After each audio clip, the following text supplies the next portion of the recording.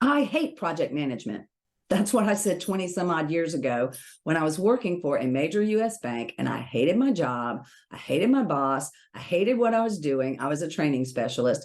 And so I went to an old boss who had moved to a different department who I dearly loved. And I said, would you please find something for me in your department? And he told me that all he had were project management positions. And I said, I hate project management. I will never be a project manager. Now, before I get into the details of why I said that and what changed my tune, I want to remind you that these video trainings are brought to you by the WP Project Managers Academy, where we teach all types of website professionals how to get projects done on time, within budget, with features that meet the client's business requirements without sacrificing profit. All you have to do if you're suffering with any of these things is go to wproadmaps.com/join us, and we'd love to see you inside the academy. Now let's get on with the 6 principles that changed my life and that I hope will change yours too. Now, I know change my life is such an overused term, but in this case, it's really true. I left that bank and I went to work for a consulting firm, and that's where everything changed. And let me explain why. John Keane Sr., when he started Keane Incorporated, he kept noticing that all his projects were going over time and over budget, and he could not figure out why. So he did what any old ex-IBMer would do, and he hired a consultant. And the results of that consultancy was this book, Productivity Management, Keane's Project Management Approach for Systems Development, because we were in the software development business. Now, there's a 3rd edition of this. This is the 2nd edition. The 3rd edition is not as good. This is the best one. Now, can these principles for systems development really be applied to website development? Can they really be applied to everyday projects? Yes, they can. It really does work. And it seems really simple. Seems like things we should all understand and know, and we do. But the problem is we don't do these things like we should. Now, first of all, let's start with what is project success? Project success is exactly what I stated earlier. On time, within budget, with the features that meet the client's business requirements. And then the bigger part of the success is without sacrificing profit, because sometimes we can get projects done on time and within budget, but we're working so hard and so long that the return on our investment is not what we planned.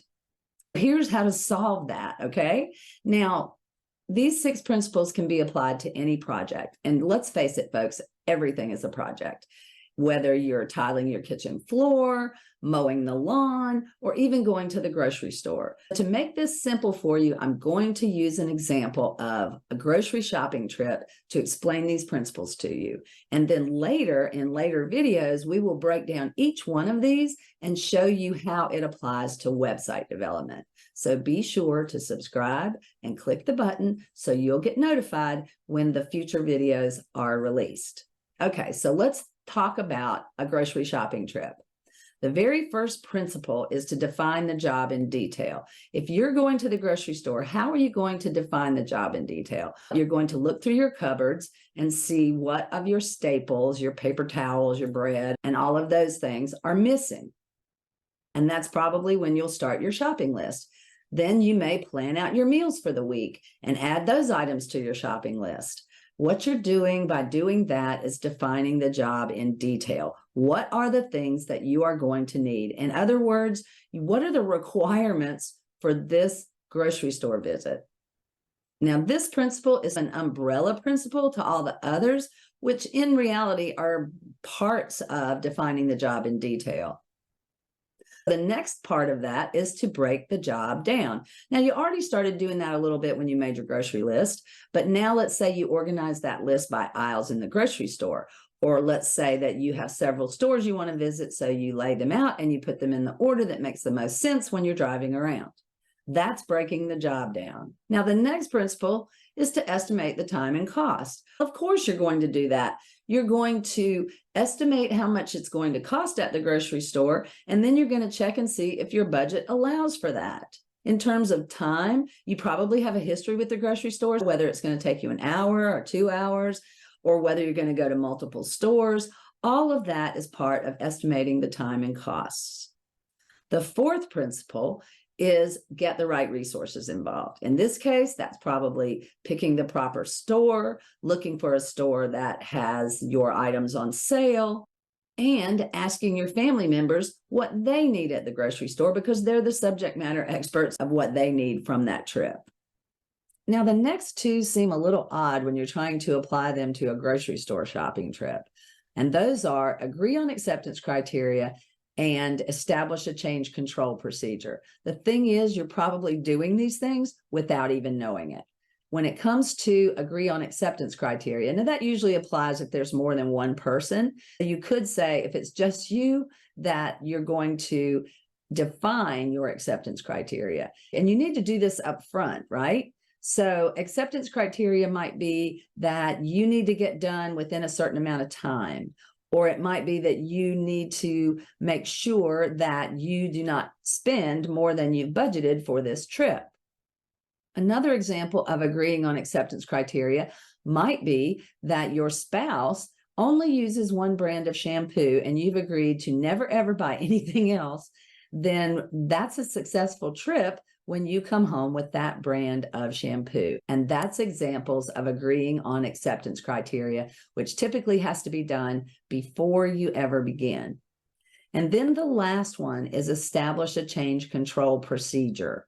You're doing this in your mind without even thinking it. Let's say that you always buy Duke's mayonnaise. That's a Southern thing, and I do not buy any other brand except that one.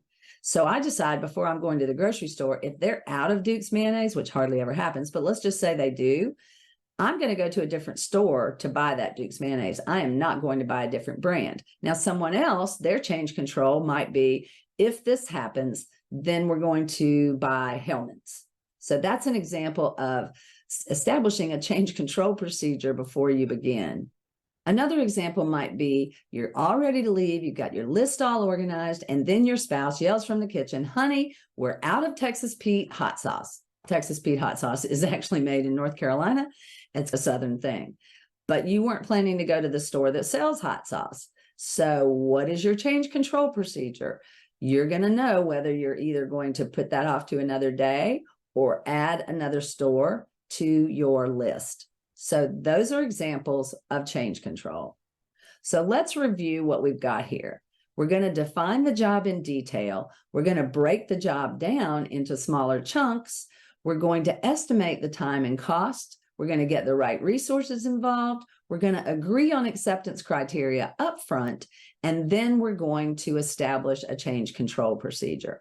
Now, except for define the job in detail, which is the umbrella principle, these don't really have any priority. They're all intertwined and none is more important than the other. They all have the same value. So you can't just pick one principle and follow them. They go together and you have to use them together for them to be effective.